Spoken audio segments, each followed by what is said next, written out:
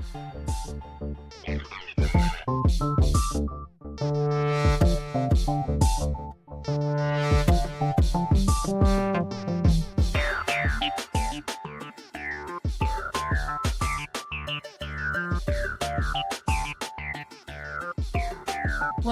welcome to Motivational Minutes with Steve and Sherry. This is just a little side thing to our Dough Essential Chat with SNS, something to encourage you when you don't have time to listen to one of the full podcasts, just to help you move forward in your business. So Steven's got some wisdom for us today. I'm excited to see what he has to share.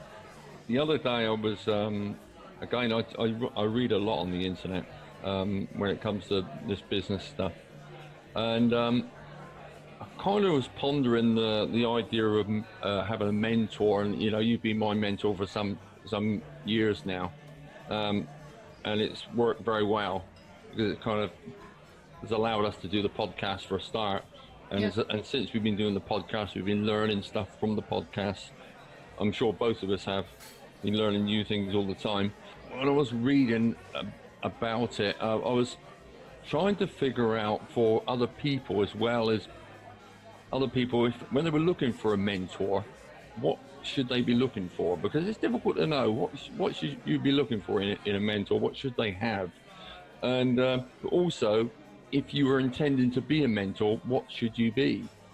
So I thought I could kind of create a podcast really about that, because so this one's called four key traits when searching for a network marketing mentor. And it basically is anyone embarking on the journey into the world of network marketing, and they are looking for a mentor, or they're intending to, they've been in the business a while and that they feel they can be a mentor to somebody else. Because I think most of us who join the business, our dream is to make it big in some ways, or be successful in some ways.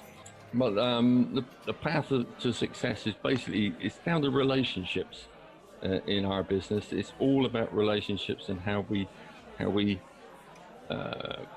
commit to them, and the training, the skills, and the willingness to learn. And this is the role of our mentor, or in the case of Sherry, is her role with me. So if you're looking for a MLM mentor, these are the four characteristics I think you should be looking for. For a start, do they lead by example? For a start. So in other words, is your mentor confident, authentic? Does he have a system where he's building his business? So does he have a system which he works on every day to build his business? Not someone who's just flaking about in the business, but somebody who's really working on his business. Because the fact is, this business is about prospecting and recruiting, as well as selling the products. Without the recruiting and the prospecting, selling the products is not gonna do it for you. So you really need someone who's gonna help you understand that and help you to work in that environment. Once you found someone who's a powerful recruiter, pretty much stick with him. Find out what he knows, learn about what he knows, and until you can move on and do the same with your team. Second one is, do they have leadership qualities? Are they a leader? Do they have leadership skills? Are they able to motivate you to be more than you are?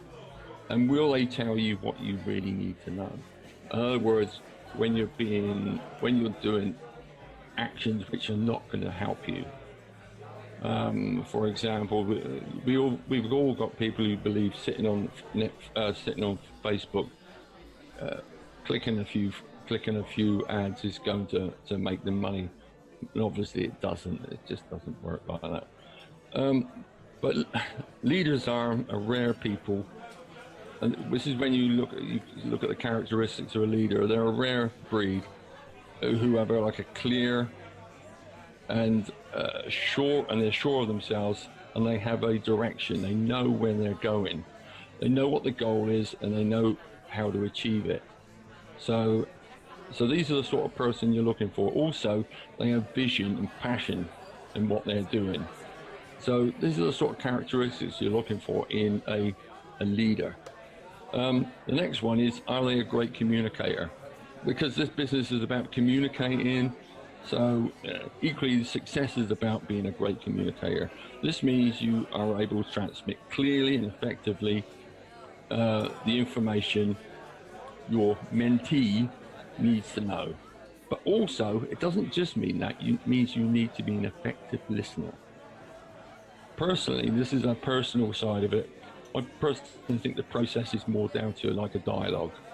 And when I say dialogue, it means the exchange of information and knowledge, and you kind of equally share it. So, I mean, it goes back to Greek philosophy and stuff like that, where a dialogue is where you listen until the person's finished talking, and then you talk, and then they let you finish talking, and then they talk again. So this is the concept of dialogue, but in this case, it's slightly the same, but it just means you need to listen as well as you need to give the information. So when there is a dialogue in a mentorship process, there's a conversational exchange between two people.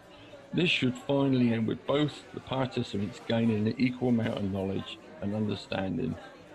And that's basically what a great communicator should have. There should be a clear relationship between them. The last one, which I think is, again, it's this niche word which they use a lot nowadays, is, do they empower others?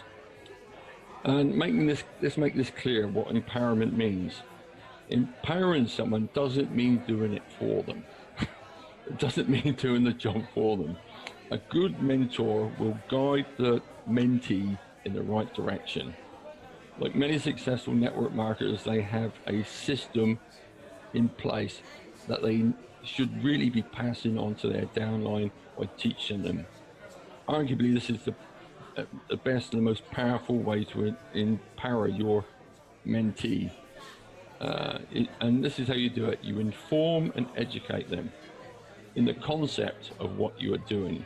Then let them intuitively find out how it's done. You tell them what you're doing. You don't tell them exactly what you're doing. You give them enough information that they can work it out themselves. Because if you start telling them every strict thing, they will do it they will do it so strictly it's not going to work for them. So they need to put their own blood into it, if you know what I mean. So, but obviously you need to give them an opening to allow them to ask questions. So that's okay, they can ask questions, but this is only my suggestion, is that when they ask a question about what you've been doing, ask them the answer.